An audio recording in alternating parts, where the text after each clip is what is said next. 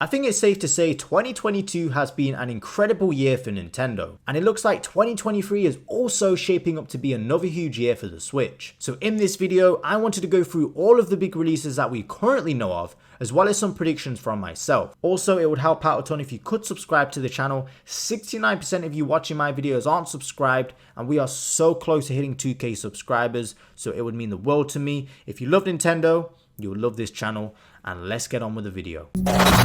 Sunrise. Nintendo is officially kicking off 2023 with Fire Emblem Engage on the 20th of January, and February is another big month for the Switch, as on the 17th we are getting Tales of Symphonia Remastered, and on the 24th of February another remaster, that of course being Kirby's Return to Dreamland Deluxe. A pretty big surprise, but definitely a welcome one. Now let's talk Nintendo Directs. I am confident we will get a Nintendo Direct around the time of Kirby's release, either just before or just after. Tears of the Kingdom will be right around the corner, and they need to show us more details, more gameplay, more trailers. This is going to be a huge release for Nintendo, so they're going to want to start marketing this early. Not only that, but there are some empty gaps in their release schedule. We don't have a March or April game, we don't have a summer game for example, so a direct in this first quarter is pretty necessary in my opinion. We are now in April, and this of course is the big month where the Mario movie finally launches on the 7th. And also in terms of game releases, I believe Advance Wars may finally launch this month after numerous delays due to needing more development time and of course the war going on right now. But I could see them finally launching in April, a year after the last delay, maybe with some more content to make up for the delays or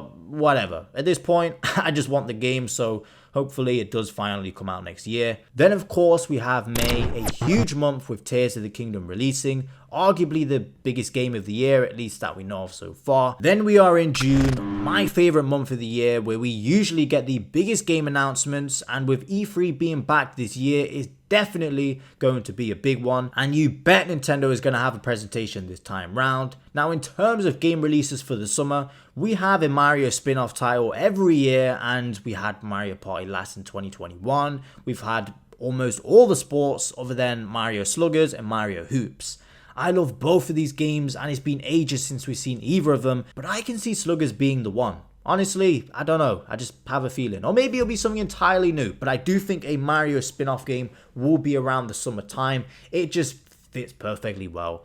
Also in the month of June, we've had Pokemon DLC released before, and I don't see why they wouldn't release DLC for the massively popular Scarlet and Violet around this time, so Wave 1 makes perfect sense for this month. Now on to July, we've already had confirmation of Splatoon 3 paid DLC releasing this year, and a summer release just makes the most sense. Honestly, the game will be about 10 months old at this point. They're going to want to start releasing the DLC, and we've had the Octo expansion release around this point as well. Now August is a funny one. Usually not much happens here. It's just kind of a strange month where sometimes we do get releases, and if we do, they usually aren't huge titles. However, if we don't get Advance Wars in April, August could be another option for them, as it was originally going to release in August of 2021, and if we don't get it then, well, honestly, I just give up with this game at that point. September time, usually another huge month as we are entering the final quarter of the year, and I have a feeling September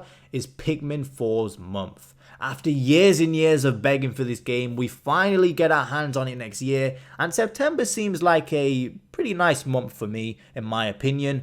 It also seems like the perfect month for a Nintendo Direct, as the Directs usually detail more info on the games releasing in the final quarter of the year, as well as some big announcements for the following year to start getting us hyped. Also, September is the anniversary for Nintendo Switch Online, and every time we've got a new system, whether it's the launch of the subscription service with NES, or the SNES add-on, or the expansion pack with Nintendo 64 and Sega Genesis, it's always being announced in the September Direct, so I think it's about time for a new system. Most of the big Nintendo 64 games will be on the console at this point, and we all know what's next, either Game Boy and Game Boy Color on its own, or GBA, and we've seen the leaks, we know it's real. I can't imagine they'll just skip over Game Boy and Game Boy Color and go straight to Game Boy Advance, so we'll either just get Game Boy and Game Boy Color first, or maybe they're feeling generous and they launch Game Boy Advance at the same time. Seems like a bit much now that I think about it, but I definitely do think Game Boy at least is the next system to come to the service. October time. Spooky month is here and I smell Metroid on the horizon. Metroid Dread, released around this time in 2021, is the perfect Halloween game and it was massively successful. Now, Metroid Prime 4 was announced all the way back in 2017, and while I don't think it will release this year, I do believe we will get some more details on it, even if it's a small update in one of the directs that I've mentioned. However, I do think we will get something Metroid related releasing in 2023, and honestly, the rumors of a Metroid Prime remake just makes perfect sense. Either that or a trilogy port, because it will start getting fans excited for the 4th entry and also gives new players the chance to try out the Prime series before the 4th entry releases. And November, usually the time we get the big holiday title for the year.